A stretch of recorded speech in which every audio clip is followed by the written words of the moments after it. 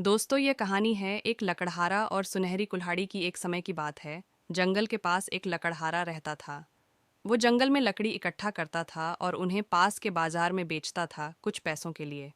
एक दिन की बात है, वो एक पेड़ काट रहा था। तभी हुआ ये कि गलती से उसकी कुल्हाड़ी पास की एक नदी में गिर गई। नदी बहुत ज्यादा गहरी थी और वास्तव में तेजी से बह रही थी। उसने बहुत प्रयत्न किया अपने कुल्हाड़ी को खोजने की, लेकिन उसे वो वहां नहीं मिली। अब उसे लगा कि उसने कुल्हाड़ी खो दी है। वहीं दुखी होकर वो नदी के किनारे बैठकर रोने लगा। उसके रोने की आवाज़ सुनकर नदी के भगवान उठे और उस लकड़हारे से पूछा कि क्या हुआ। लकड़हारा ने उन्हें अपनी दुखद कहानी बताई। नदी के भगवान को उस लकड़हारे के ऊपर दया आई और वो उसकी मेहनत और सच्चाई देखकर उसकी मदद करने की पेशकश की। वो नदी में गायब हो गए और एक सुनहरी कुल्हाड़ी वापस लाया। लेकिन लकड़हारे ने कहा कि यह उसका नहीं है। वो फिर से गायब हो गए और अब की बार उन्होंने चांदी की कुल्हाड़ी लेकर वापस आए। लेकिन इस बार भी लकड़हारे ने कहा कि ये कुल्हाड़ी उसका भी नहीं है।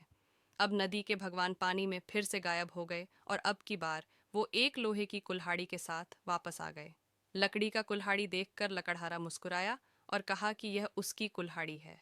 नदी के भगवान ने लकड़हारे की ईमानदारी से प्रभावित होकर उसे सोने और चांदी की दोनों कुल्हाड़ियों से भेंट किया। दोस्तों, आपको यह कहानी कैसी लगी?